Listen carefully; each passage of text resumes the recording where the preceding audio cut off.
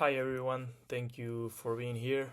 My name is Francisco Rodriguez, and I will be sharing with you what I took away from my classes this semester. I've had two CIS classes.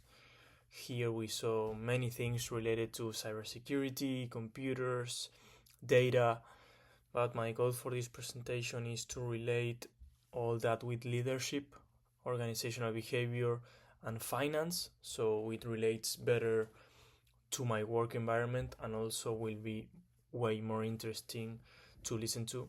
So over the next few minutes, I want to walk you through what I explored, what surprised me, and how it changed the way I think about my own work. So let's get into it. Okay, so let me start by giving you all some context. I work in the accounting department in the company, so it's not cybersecurity. So when I entered this master, I wasn't coming in as a security analyst or an IT professional. I was coming in as someone who wanted to understand how these concepts relate with my day-to-day reality. And I found was a lot more overlap than I thought. So things like access controls, data protection, and regulatory compliance are not just IT concerns, but are finance concerns or operational concerns. So my goal on this course was to engage with these topics and see connections to my professional world and develop stronger analytical skills with this. The practicum experience organized itself naturally around four key themes. First of all, legal and ethical awareness, specifically around cyberbullying laws and online misconduct. Second, information security and risk management, how organizations actually protect their data and respond to threats. Third, policy development, how organizations communicate expectations and build a culture of compliance. And last but not least, critical thinking and real world application, taking what I learned in the classroom and asking the hard question, okay, but how does this actually work in practice? So each of these areas build the others, and together they gave me a much more complete picture of how organizations navigate the human and technical sides of security. One of the first areas I explored was cyberbullying legislation, specifically the laws here in North Carolina. At first, you might wonder what cyberbullying has to do with finance or organizational management. So, technology use must align both legal standards and ethical obligations.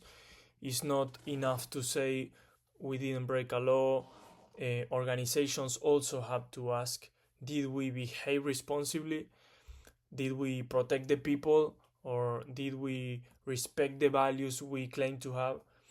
So that ethical dimension applies directly to how finance teams handle sensitive data and make decisions under pressure. So there is a phrase that says the legal framework gives you the floor and ethics gives you the ceiling. When it comes to data protection, I found that it really comes down to three pillars. First, evidence handling.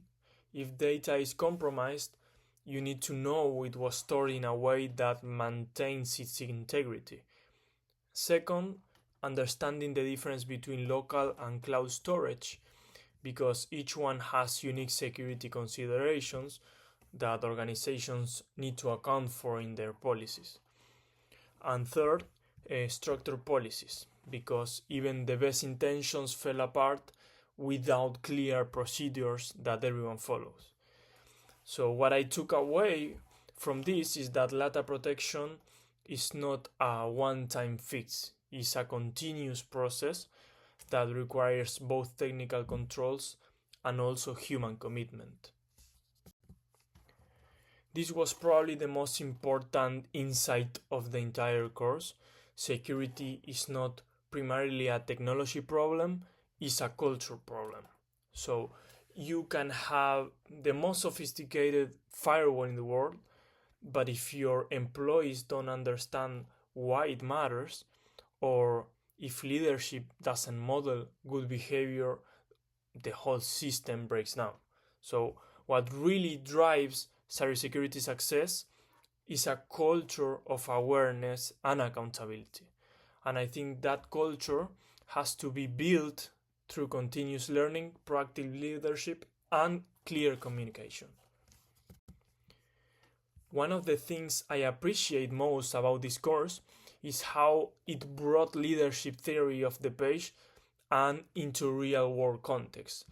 The first important framework is transformational leadership, the idea that leaders don't just manage tasks, they inspire people to take care about a shared mission. And the second framework is path growth theory, which is about removing obstacles and providing clear guidance so employees can make good decisions as well. Not everything on this course felt directly relevant to my role in finance, obviously. Network forensics or malware investigation, those are not areas where I will be spending my time. And I think acknowledging this is part of what it makes this experience very nice, because I found many things that were related in the course and my work. For example, risk awareness, regulatory compliance, structured internal controls, access management. Of course, these ones, yes, they sit at the intersection of finance and cybersecurity in all of the important ways. Based on everything I learned, I want to offer 4 recommendations. First, organizations should invest in scenario-based training, not just slide decks and compliance checkboxes, but real simulations that put employees in the mindset of making decisions under pressure. Second, learning can be a one-time event. It's better to implement short and frequent refreshers because this helps people retain information and stay on top of evolving threats. Third, develop leaders who communicate well. This is very important to build a great team.